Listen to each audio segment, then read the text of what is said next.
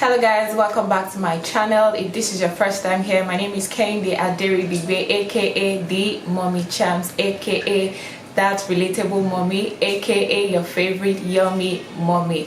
I'm a family, mommy, and lifestyle YouTuber and content creator with the goal to inspire, share ideas, and also challenge you to be better. So if you really want to get inspired, make sure you subscribe to my channel. All you have to do is just to hit the subscribe button and also press the notification bell you see right beside it so that you can get notified when a new video comes up. Also, if you like my video, guys, please press the thumbs up button, the like button, and even though you don't like it, please press the like button. Encourage a sister, guys. Also, please leave your comments in the comment section.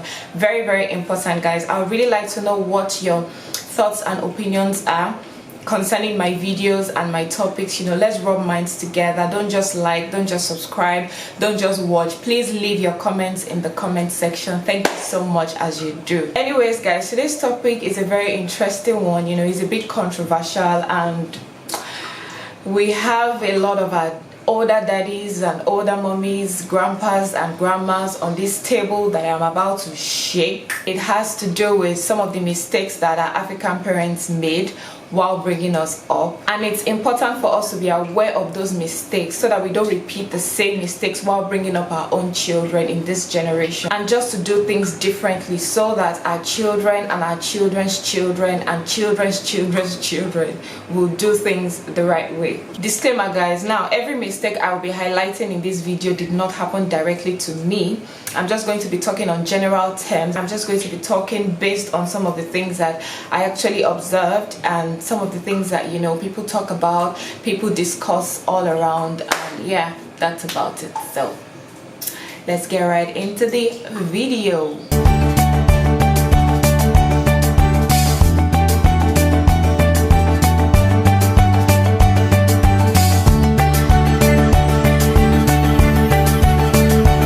A lot of us see our parents as semi-gods on earth. Like, some of our parents can do no wrong in our eyes, but let's face it, a lot of our African parents made a lot of mistakes while bringing us up. Okay, let me just tell you guys what inspired this video.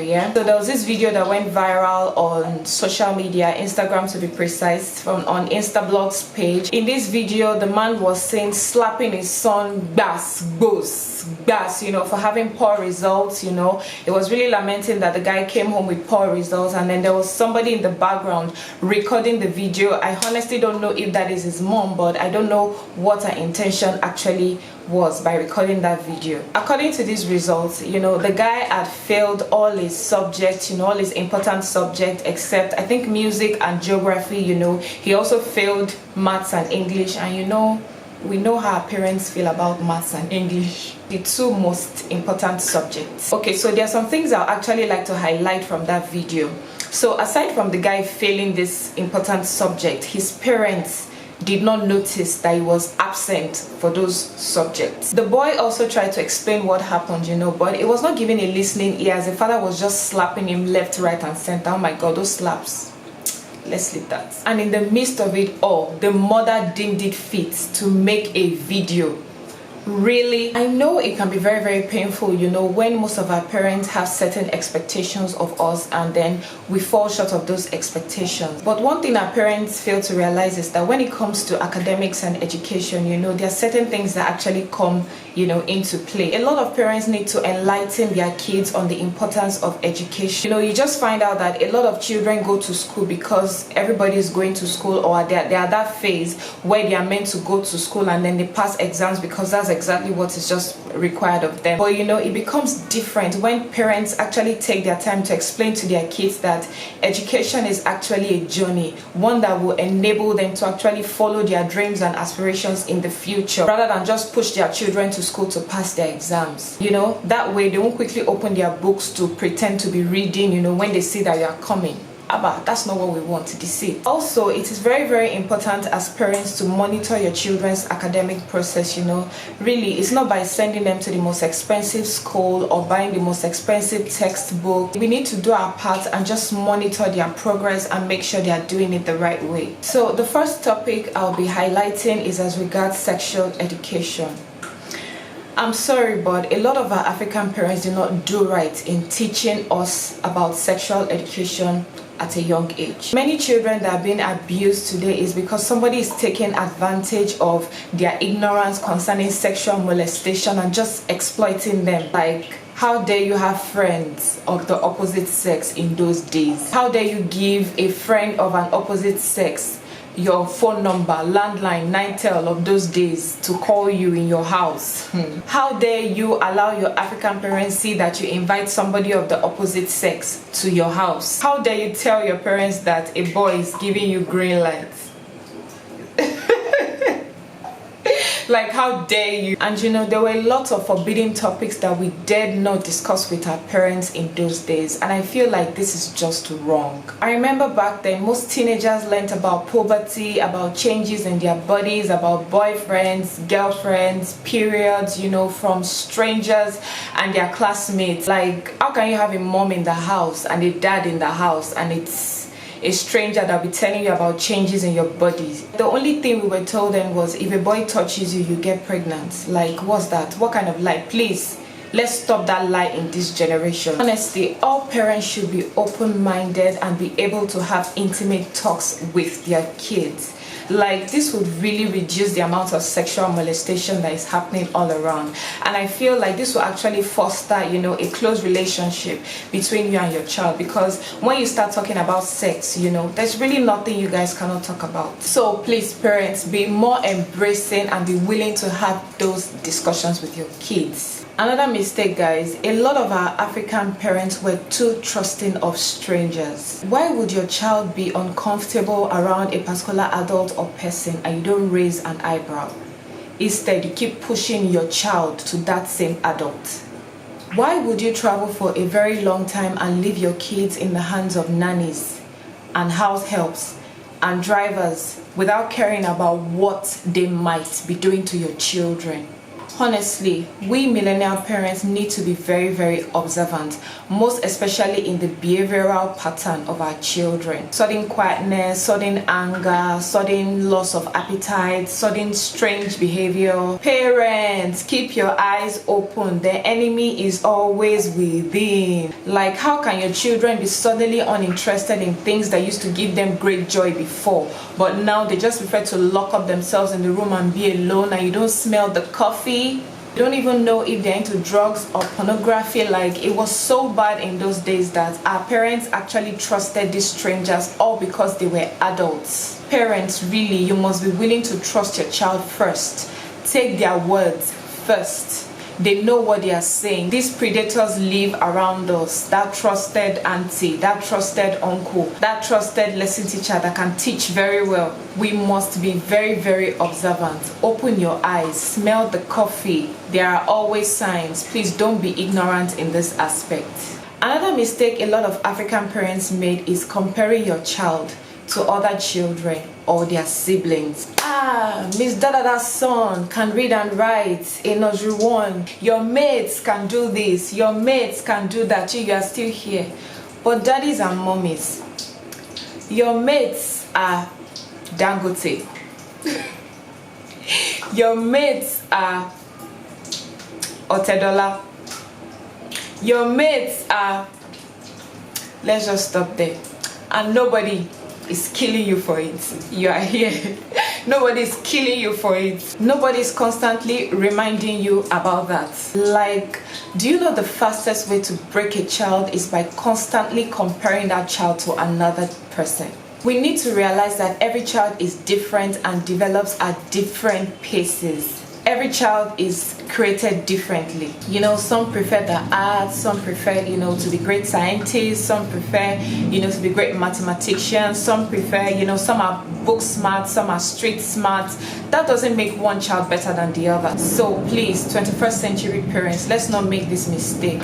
Let's give our children the chance to grow and develop at their own pace, please. Something else many African parents did that might have damaged a lot of children at a young age is physical trauma. A lot of African parents thought that beating children were the only way to correct a child. Like, little did they know that brutally beating a child did a lot more bad than good. It actually made most children rebellious and, harden their hearts. We as millennial parents, must be able to distinguish between discipline and abuse. I mean, there are a lot of, disciplinary measures that we can use in correcting our children. The way is not by abusing them to the extent of breaking them. I've heard of some stories of how some adults have been broken, because of this abuse, and they have still not been able to outgrow that brokenness. Really, it's heartbreaking, and my hope is that we as millennial parents can just leave that type of disciplinary measure in the past. There are so many other ways kids can be punished, for their wrongs. There is timeout, there is naughty corner, there is depriving them, no TV today, no ice cream tomorrow. So many other ways that you can just correct them. I know it's not easy, but really beating, it's not the way. Another mistake many African parents made is put their children through emotional trauma. Because of the hardship in many African countries, a lot of African parents just tend to pour the aggression of their hard lives on innocent children. Another one is provocation at the slightest offense of a child, which leads to abusive words. Oloshi, olori buruku, koni dafwe, you are daft, you are good for nothing, forgetting that we as parents are like gods to our children on this earth. Like, they take whatever they hear from us to heart. Like, what do you guys think will happen to their mental health and their self-esteem when all they hear are those words? Then we must be very, very careful with the words we millennial parents say to our domestic staff. Trust me, I know that some of them can be very annoying, some of them do provoke you, you understand, but then we need to be very, very careful because our children are listening. So please, let's all try to watch our tongues. Still on emotional trauma, a lot of African parents allow their kids see them fight in the most brutal way, and I feel like this has made most people grow up as dysfunctional adults. Arguing is inevitable, at least if you must argue not in the presence of your kids. And when you mistakenly argue in the presence of your kids, then let them see you settle amicably. Do you understand? It teaches them that we are human and arguments are prone to happen, but that there's the right way to go about it. Never ever let them see you raise your hands on each other. Trust me, it's not the best. Another mistake our African parents made is not showing enough affection to their kids. Okay, how many of us can actually remember our parents telling us, I love you? How many of us, guys? I for one cannot remember. Honestly, as much as I know that, yes, my dad loved me very, very much and still does, I never ever actually heard him say, I love you. And I know that's the same for a whole lot of us, A lot of our parents back then actually believed that the way they can actually show affection is by buying you, the most expensive gifts, A lot of us actually, appreciated those bicycles, those mangoes that mothers used to buy for us, those galas. Which is not bad because children actually love gifts, but I feel like there is more that can be done. There is something about actually looking your child in the eye and telling them, I love you, I care about you, telling them those positive affirmative words that will boost their spirit and just give them all the wings they ever need to fly in this world. I care about you, I am proud of you, you make me proud, you're beautiful, you're smart. I mean, what do you think these words will do to them on a daily basis? Honestly, they need to hear it. So dear millennial parents, I'm not saying don't buy gifts for your children, but looking at it in the long run, those gifts will not have value as much as the affection will have in them. But you see those words that they hear from we as parents, those that they actually hold, to the highest esteem in their lives. I love you, I value you, I adore you, you are smart, you are intelligent, you're beautiful. We'll follow them to adulthood and make them actually, treat their own children and their children's children that way. And I mean, that's the goal. Another mistake a lot of our African parents made that I would like for us to avoid is that they were too much of a parent rather than being a friend. They thought that by being too strict, they were being very good parents. I remember how some of my friends back then used to tell me how very strict, their parents were. Probably when they hear the horn of their dads, they quickly run to their rooms, and pretend as if they are reading. Like, whatever happened to, being excited about your dad being home, running into him, giving him hugs, even, a lot of girls too in those days, that were sexually molested and abused, found it difficult to talk to their mothers because they were unapproachable. Like, why are you parents there, if your kids cannot talk to you, if they prefer to actually confide in strangers and, other people rather than you? Like, what have you gained? A lot of these parents actually thought, yes, they must be feared. Yes, they must be obeyed. Yes, I'm the parent, I'm the father, I'm the mother. Instead of just being very approachable and just being your child's best friend. You won't lose anything if you're your child's best friend, your child's guy, your child's buddy. That way they won't keep secrets from you. That way they'll be able to tell you everything that is happening in their life, and you can be able to, nurture them and just guide them the right way. Really, it's that simple. Another mistake a lot of our African parents made that I would really like for we as millennial parents not to make, is actually preferring one child to the other. Trust me, this will lead to unhealthy rivalry among those kids. And I'm sure that's the last thing we will want to happen amongst our kids. Our kids having sudden, unending hatred for each other. Like, how can you as parents actually prefer one child to the other because that other child is more stubborn? Like, why? Why would you always blame a particular child when there is a problem or there is an argument? What do you think that child will feel towards our other sibling?